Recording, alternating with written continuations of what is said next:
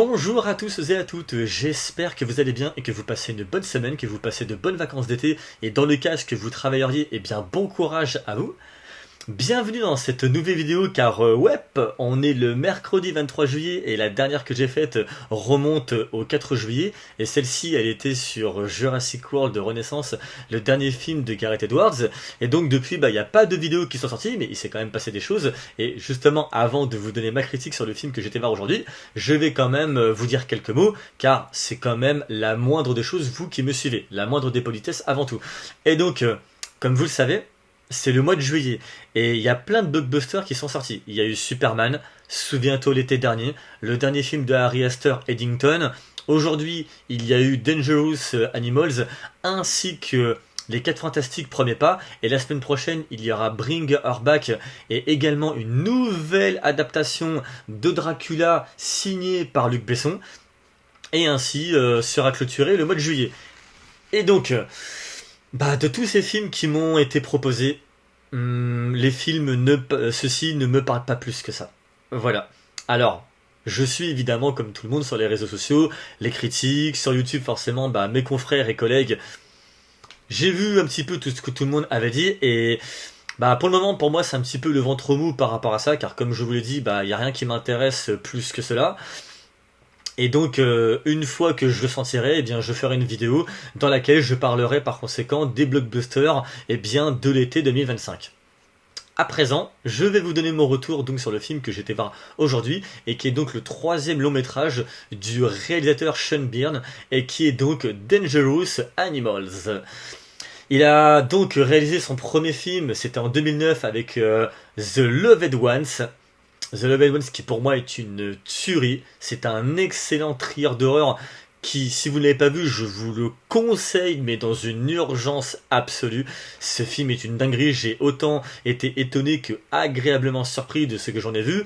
Le pitch, c'est une étudiante en fait extrêmement timide qui va demander... à un beau gosse qui lui tape dans l'œil, de l'accompagner au bal de fin d'année, sauf que celui-ci est déjà pris, et donc il va gentiment lui décliner l'invitation, sauf que elle va le prendre mal parce qu'elle est pas aussi timide que ça, et là, aïe aïe aïe, ça part en freestyle, mais je te raconte même pas. Ça part tellement en couille. Oh là là, ça va être une véritable boucherie. Mais bon, no spoil, et si jamais vous ne l'avez pas vu, je vous laisse par conséquent le soin de découvrir. Par contre, pour ceux et celles qui l'ont vu, dites-moi à la fin de cette vidéo ce que vous en avez pensé. En 2015, il va sortir The Lady Birdies. Par contre, ça c'est un film que je n'ai pas vu. J'en ai seulement entendu parler, mais je l'ai pas vu. Et donc là, il revient avec un 3e long métrage, Dangerous Animals. Le pitch, c'est l'histoire d'une surfeuse intrépide, mais également solitaire, qui va se retrouver kidnappée par un fou furieux marin. Mais fou furieux, je suis très gentil. En réalité, c'est un dingo de psychopathe, mais comme c'est pas permis. Et donc pendant 1h30, ça va être du survival.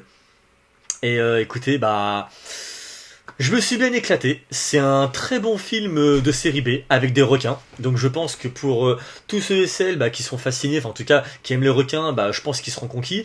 Autrement, vous voulez un film avec de l'action, de l'horreur, du survival et de la tension, let's go baby, c'est le film qu'il faut que vous voyez sur cette année.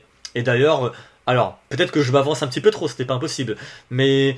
ça se pourrait que pour moi ce soit le film d'horreur série B de l'été 2025. Mais bon, à voir entre temps s'il y a d'autres films qui sont sortis et peut-être que mon avis sera revu. Mais en tout cas, moi j'ai beaucoup aimé ce film. Alors, il y a des clichés, il y a des gros clichés dedans, mais allez, c'est un film de série B, c'est bon, je passe parce que la tension est omniprésente de la première jusqu'à la dernière seconde. Dès le début, t'as 2 jeunes qui donc au petit matin rejoignent un bateau et qui est donc en fait dont le propriétaire est un certain Tucker, donc magistralement interprété par Jay Courtney que vous pouviez voir dans le premier Jack Reacher en face à face avec Tom Cruise, mais également vous pouviez aussi le retrouver dans Die Hard 5 puisqu'il joue le rôle du fils de John McClane. Et donc là, dans ce film-là, il joue le rôle d'un psychopathe et quand je vous dis qu'il est complètement allumé, Moi personnellement, je voudrais pas le croiser, hein, parce que quand je vous dis qu'il habite sur une autre planète, mais c'est incroyable. Mais franchement, moi je dirais que le film, alors l'actrice principale, elle joue très bien, c'est-à-dire que le casting est très bon, il n'y a pas à dire.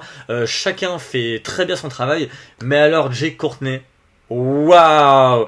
Honnêtement, moi il y a une scène de danse, je ne peux pas vous en dire plus parce que sinon évidemment ce serait vous spoiler, mais ah, je me suis éclaté en regardant ça. Franchement, il est clairement dans son personnage et on va pas se mentir, c'est même si l'actrice principale elle joue vraiment très très bien, puisque c'est quand même elle qui joue le rôle de la femme de cette fameuse surfeuse badass et intrépide, mais il tient quand même le film sur ses épaules. Hein. Je veux dire honnêtement, il y a tu verrais des fois il a des sauts de comportement, mais waouh. Et même si j'ai pas eu moi accès eh bien, à des scènes de making of ou autre, je pense qu'il a quand même bien dû s'éclater lors du tournage. Et donc le film démarre avec deux jeunes, donc à la petite rosée du matin, ils vont sur un bateau donc tenu par ce fameux Tucker.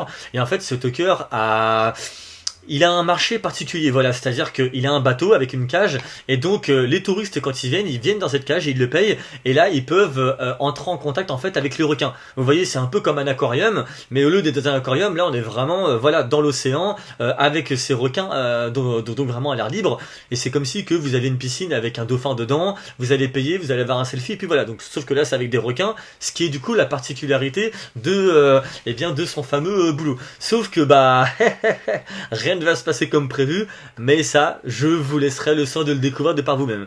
Mais tout ce que je peux vous dire, c'est que le film, ça envoie, quoi. Et je pense notamment à deux points, moi, que j'ai beaucoup aimé. Le premier, c'est-à-dire que les requins, et bien dans ce film, la plus grosse particularité est que pour une fois, eh bien, ils sont défendus, les requins. Voilà, c'est-à-dire que c'est pas eux les méchants.